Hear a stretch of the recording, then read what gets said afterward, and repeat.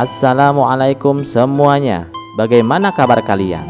Semoga selalu diberi kesehatan dan dimudahkan rezekinya oleh Allah. Amin ya robbal alamin. Suatu hari, Abu Nawas sedang berjalan-jalan di pasar. Ia menikmati suasana hiruk-pikuk di sana. Sampai langkahnya terhenti oleh seorang saudagar kaya yang terkenal serakah. Saudagar itu menghampiri Abu Nawas sambil tersenyum sinis. "Hai Abu Nawas," sapanya. "Aku dengar kau punya banyak akal untuk mendapatkan uang. Apakah kau punya trik baru untuk membuatku lebih kaya lagi?" tanyanya dengan nada meremehkan. Abu Nawas hanya tersenyum kecil. "Oh, tentu saja Tuan Saudagar," jawabnya. "Aku bahkan bisa menjual sebuah bangunan yang sangat besar, mewah, dan tak ternilai harganya kepada Anda. Bangunan ini akan membuat Anda dihormati semua orang." Mata saudagar itu langsung berbinar. "Bangunan seperti itu di mana letaknya? Cepat tunjukkan padaku, dan aku akan membelinya berapapun harganya." Abu Nawas mengangguk sambil tersenyum. "Ikut denganku sekarang juga ke pusat kota. Anda akan melihatnya sendiri." Tanpa pikir panjang, saudagar itu mengikuti Abu Nawas ke tengah kota. Sesampainya di sana, mereka berdiri di depan sebuah masjid besar yang megah. "Ini dia," kata Abu Nawas dengan penuh percaya diri. "Masjid ini adalah bangunan paling indah di kota. Setiap hari ratusan orang datang ke sini. Jika Anda memilikinya, semua orang akan menghormati Anda." Saudagar itu memandangi masjid dengan penuh kekaguman. "Benar juga," gumamnya. "Masjid ini besar, kokoh, dan selalu ramai. Kalau aku memilikinya, aku pasti akan menjadi orang yang paling disegani di kota ini." Abu Nawas tersenyum licik. "Baiklah kalau begitu. Masjid ini kuberikan padamu seharga 100 keping emas." Tanpa pikir panjang, saudagar itu menyerahkan 100 keping emas kepada Abu Nawas.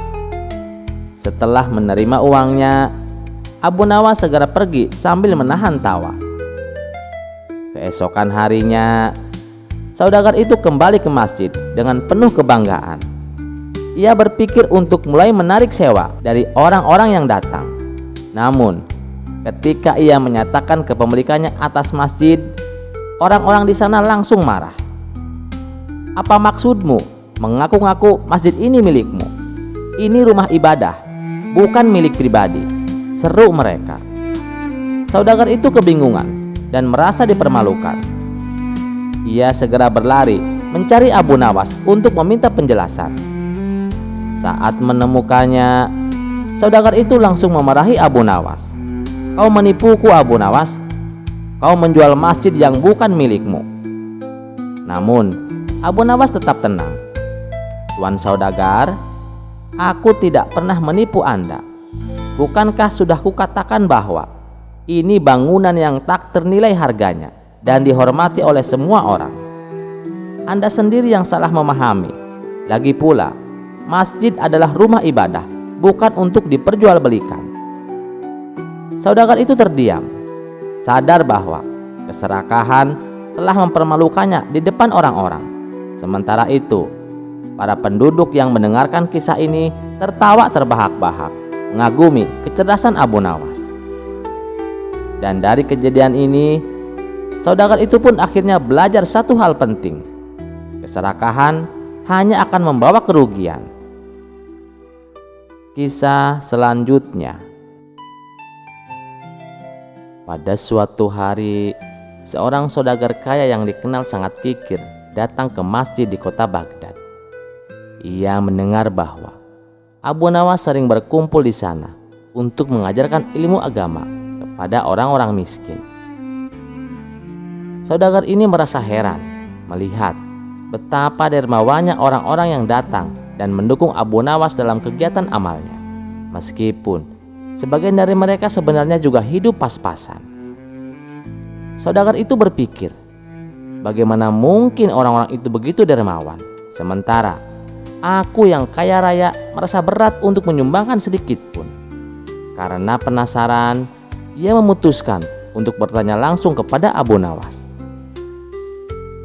Ketika bertemu dengan Abu Nawas di masjid, saudagar tersebut bertanya, "Wahai Abu Nawas, aku mendengar bahwa kau sering melakukan kegiatan amal untuk membantu orang-orang miskin. Bagaimana caranya kau bisa selalu memiliki cukup dana untuk itu?" Abu Nawas menatap saudagar itu dengan senyum bijak. Ia sudah lama tahu bahwa saudagar tersebut terkenal pelit dan jarang sekali menyumbangkan hartanya meskipun ia sangat kaya.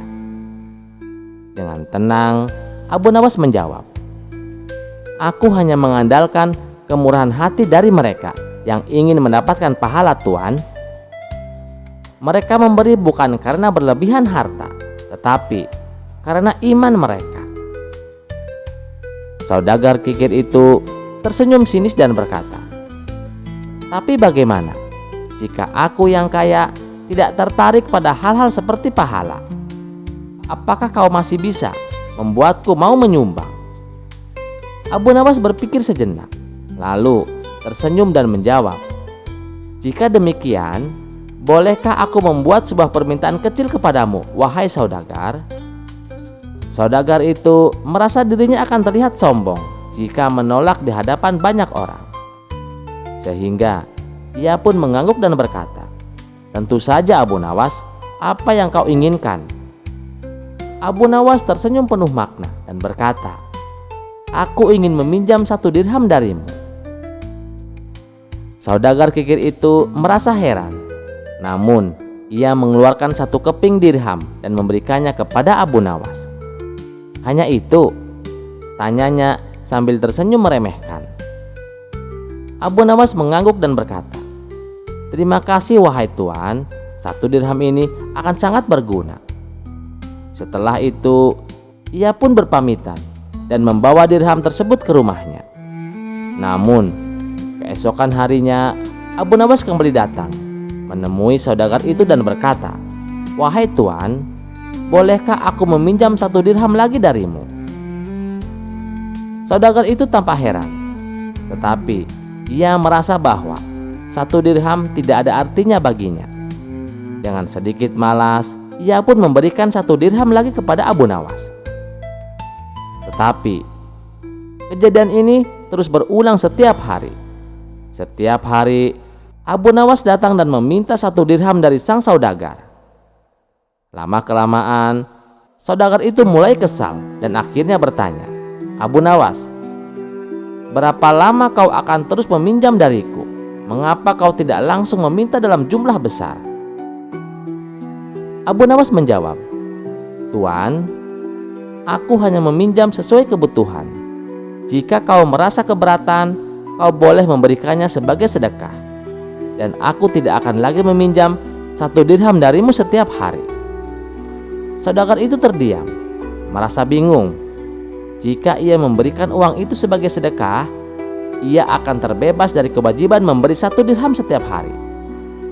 Namun, sedekah bukanlah sesuatu yang ia sukai. Setelah berpikir panjang, akhirnya saudagar itu berkata, "Baiklah Abu Nawas, aku akan menyedekahkan 50 dirham sekaligus padamu, agar kau tidak datang meminta setiap hari." Abu Nawas menerima sedekah itu dengan penuh syukur. Ia menggunakan uang tersebut untuk membantu orang-orang miskin di sekitarnya. Berkat tipu muslihat kecil ini, Abu Nawas tidak hanya berhasil mendapatkan dana untuk amal, tetapi juga mendorong si saudagar untuk bersedekah, meskipun awalnya tidak mau. Ketika berita tentang amal saudagar itu tersebar, masyarakat memujinya dan mengatakan bahwa ia telah mendapatkan pahala besar karena telah bersedekah. Saudagar itu merasa bangga, walaupun sebenarnya ia bersedekah karena akal-akalan Abu Nawas. Abu Nawas berkata kepada beberapa orang di masjid, "Kadang untuk menolong orang yang enggan bersedekah, kita perlu membuat mereka tersadar bahwa sedekah itu bukan soal jumlah, tetapi tentang keikhlasan. Jika kita bisa menolong tanpa menyakiti perasaan mereka, maka mereka juga akan mendapatkan pahala yang sama. Kisah ini pun tersebar di seluruh kota Baghdad, dan orang-orang semakin kagum dengan kecerdikan Abu Nawas yang mampu mengubah hati orang yang paling kikir sekalipun. Pada akhirnya, Abu Nawas berhasil menjalankan misi kebaikannya dengan cara yang bijaksana, dan si saudagar memperoleh pahala karena akhirnya bersedekah meski melalui cara yang tidak biasa. Kisah selanjutnya. Hari itu, Baginda Raja tiba-tiba ingin menyamar menjadi rakyat biasa. Beliau ingin menyaksikan kehidupan di luar istana tanpa sepengetahuan siapapun agar lebih leluasa bergerak. Baginda Raja mulai keluar istana dengan pakaian yang amat sederhana, layaknya seperti rakyat jelata. Di sebuah perkampungan, beliau melihat beberapa orang berkumpul. Ia mendekat dan melihat seorang ulama sedang berbicara tentang kehidupan setelah mati, khususnya alam barzah. Orang-orang tampak mendengarkan dengan khusyuk. Tiba-tiba, seorang pria yang penasaran mengangkat tangannya dan bertanya kepada sang ulama, "Wahai Tuan, kami pernah mendengar bahwa orang-orang kafir disiksa setelah mereka meninggal. Tetapi beberapa kali kami mengintip kuburan mereka. Kami tidak melihat apa-apa. Kami tidak mendengar teriakan. Tidak ada suara kesakitan. Jadi, bagaimana bisa kita percaya pada sesuatu yang tak terlihat oleh mata?"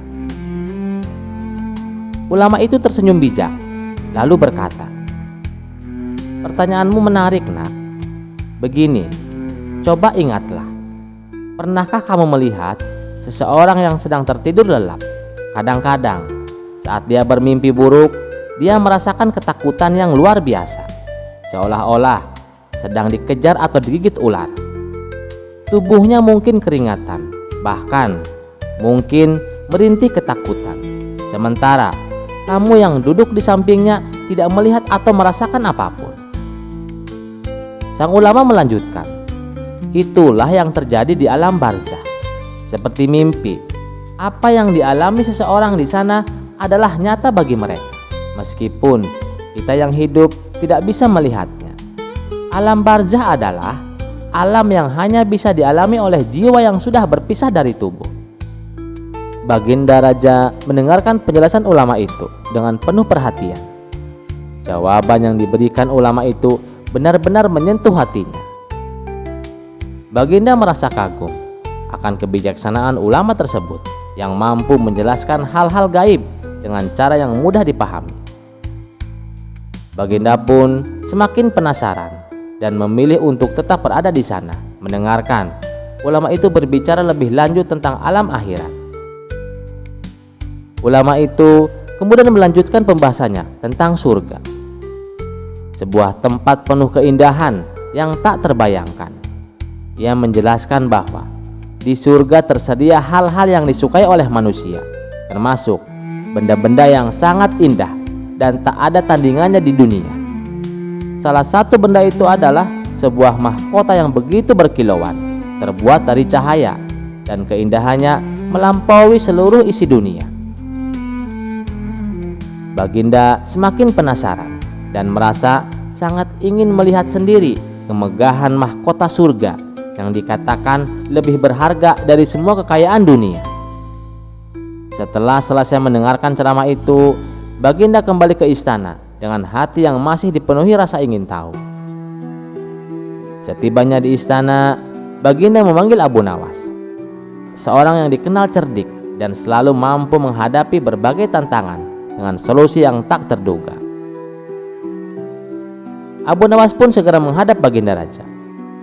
Sesampai di istana, Baginda Raja berkata, "Abu Nawas, aku ingin engkau pergi ke surga dan membawakan aku sebuah mahkota yang terbuat dari cahaya. Katanya, mahkota itu begitu indah hingga tak ada yang mampu menandinginya di dunia ini." Abu Nawas tersenyum mendengarkan permintaan Baginda yang tak lazim itu.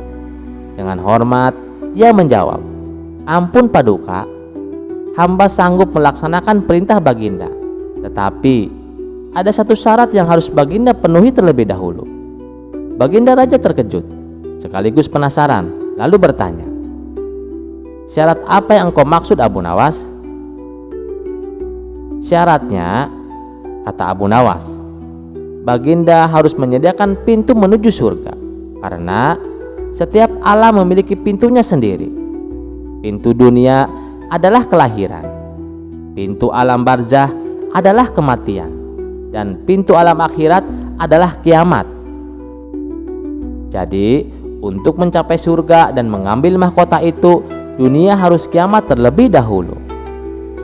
Baginda Raja pun terdiam, merenungi jawaban Abu Nawas. Permintaannya yang tampak sederhana ternyata tidak mungkin dipenuhi tanpa hal yang mustahil terjadi.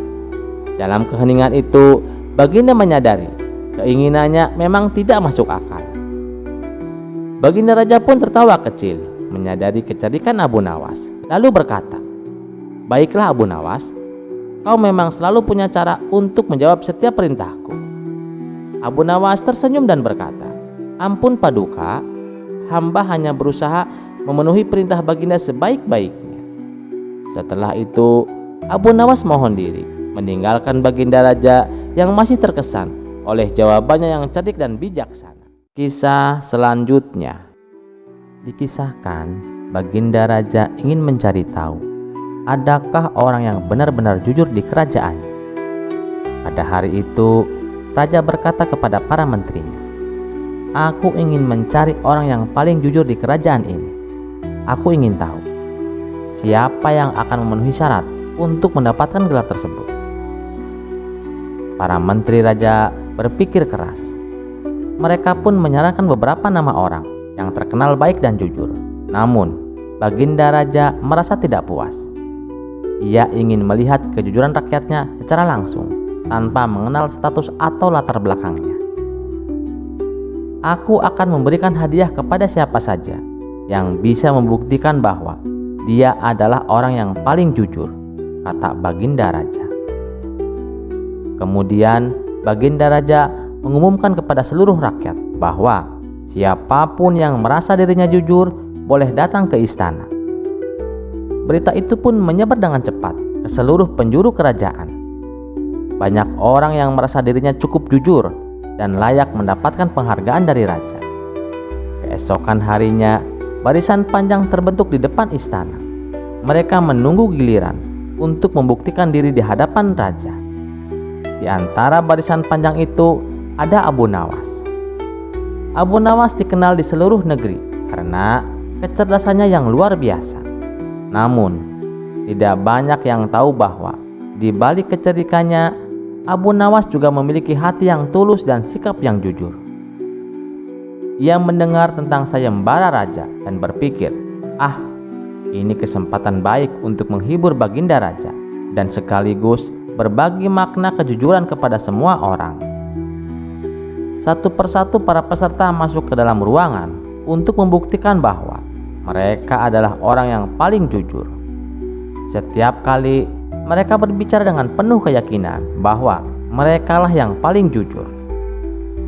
Mereka menguraikan segala kebaikan yang pernah dilakukan, bahkan sampai mengungkit-ungkit hal-hal kecil agar terlihat mengesankan.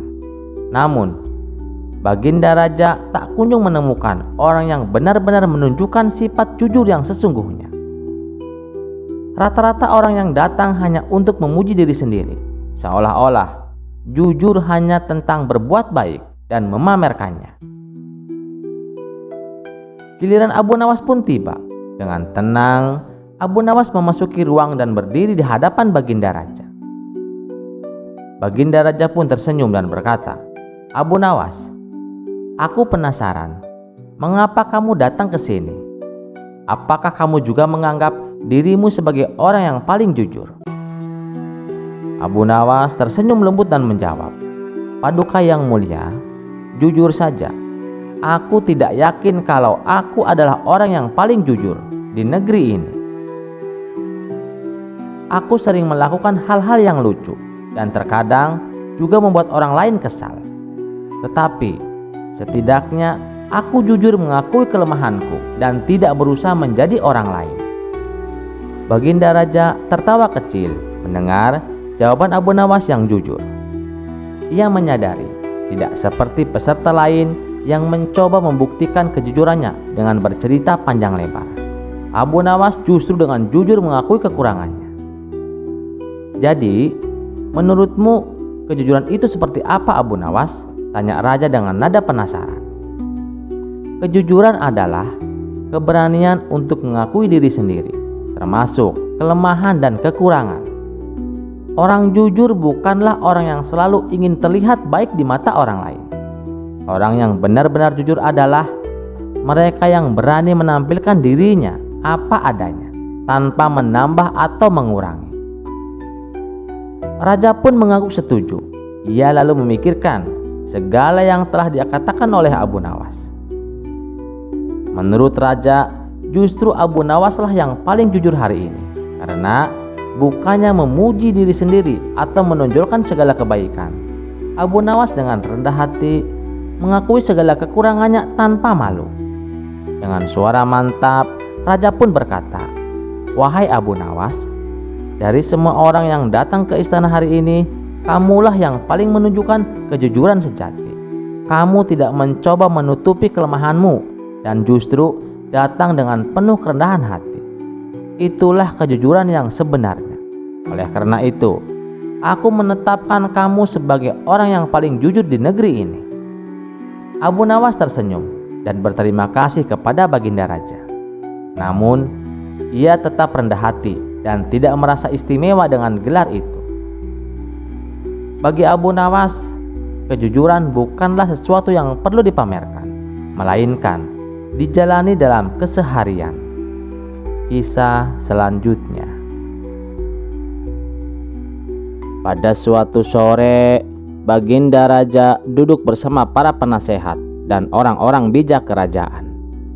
Hari itu, suasana istana terasa tenang, dan Raja tiba-tiba teringat pada satu pertanyaan yang sering muncul di benaknya sejak lama. Dengan alis berkerut, ia bertanya kepada orang-orang di sekitarnya, "Wahai kalian semua, aku ingin tahu, mengapa setiap bayi yang lahir ke dunia ini selalu menangis? Mengapa tidak tersenyum atau tertawa?" Para penasehat dan orang bijak saling pandang, tampak bingung. Pertanyaan yang sederhana namun mendalam ini ternyata sulit dijawab. Beberapa orang mencoba menjawab dengan berbagai teori. Ada yang mengatakan bahwa bayi menangis karena takut. Ada pula yang berpendapat bahwa bayi menangis karena merasa tidak nyaman dengan lingkungan barunya. Namun, jawaban-jawaban tersebut tidak memuaskan hati sang raja. Merasa tidak puas, raja akhirnya memanggil Abu Nawas. Setelah tiba di hadapan raja, Abu Nawas memberi hormat dan menunggu perintah. Baginda Raja pun berkata, "Wahai Abu Nawas, ada satu pertanyaan yang belum bisa dijawab dengan baik oleh para penasihatku. Jawablah pertanyaanku ini, dan jika kau berhasil memuaskan hatiku, aku akan memberikan hadiah besar untukmu. Mengapa setiap bayi yang baru lahir selalu menangis?" Abu Nawas mengangguk pelan sambil berpikir sejenak. Ia menyadari bahwa pertanyaan ini bukan hanya tentang bayi yang menangis, tetapi memiliki makna yang lebih dalam tentang hidup dan manusia. Dengan hati-hati, ia mulai menjawab, "Wahai Baginda, sebenarnya jawaban itu mudah saja, namun mungkin mengejutkan. Sesungguhnya, tangisan bayi yang baru lahir adalah tanda bahwa ia menyadari hidup di dunia ini tidaklah mudah. Tangisan itu adalah bentuk kesedihan atas dunia yang akan dihadapinya. Sebuah dunia yang penuh dengan tantangan, ujian, dan kesulitan. Tangisan itu adalah bentuk kesadaran pertamanya akan apa yang harus ia hadapi di dunia ini." Raja mengangguk, namun ia ingin jawaban yang lebih mendalam. "Apakah itu satu-satunya alasan, wahai Abu Nawas?" Abu Nawas tersenyum dan melanjutkan, Saat bayi berada di dalam rahim ibunya, ia hidup dalam kedamaian dan kenyamanan. Ia tidak kekurangan apapun. Semua kebutuhannya terpenuhi tanpa usaha. Namun, ketika ia lahir, ia meninggalkan tempat yang damai itu dan masuk ke dunia yang keras dan penuh cobaan. Tangisan itu adalah ungkapan kesedihan karena perpisahan dari kenyamanan hidup sebelumnya. Para penasehat yang mendengar penjelasan itu mengangguk setuju, merasa jawaban Abu Nawas sangat masuk akal. Namun, Baginda Raja ingin jawaban yang lebih mendalam dan spiritual. Kemudian ia bertanya lagi, apakah ada makna lain dari tangisan itu, wahai Abu Nawas? Abu Nawas menjawab, tentu saja Baginda. Tangisan bayi juga merupakan bentuk kesiapan untuk memulai hidup. Bayi menangis bukan hanya karena perpisahan, tetapi juga karena tangisan itu menandakan semangat hidup yang baru. Pertanda ia siap menghadapi dunia yang menantinya.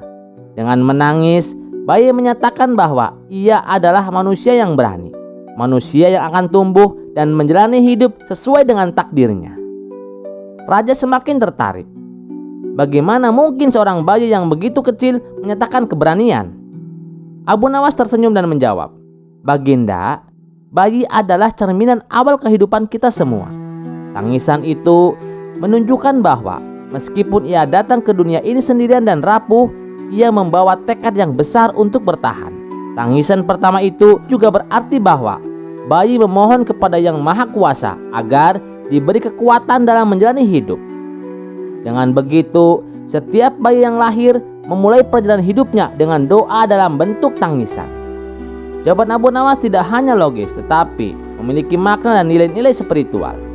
Ia menyadari bahwa ada hikmah besar dalam tangisan bayi yang baru lahir. Dengan kagum, Raja berkata, Abu Nawas, kau telah memberikan jawaban yang bijaksana dan penuh arti. Engkau mengingatkanku pada perjuangan hidup yang kita semua lalui. Tangisan bayi bukan sekedar tangisan, melainkan tanda bahwa kita semua harus siap menghadapi dunia yang penuh tantangan. Raja pun memberikan hadiah besar kepada Abu Nawas. Dan sejak hari itu, pertanyaan tentang tangisan bayi memiliki jawaban yang tidak hanya memuaskan hati, tetapi juga membuka pandangan baru bagi semua yang mendengarnya.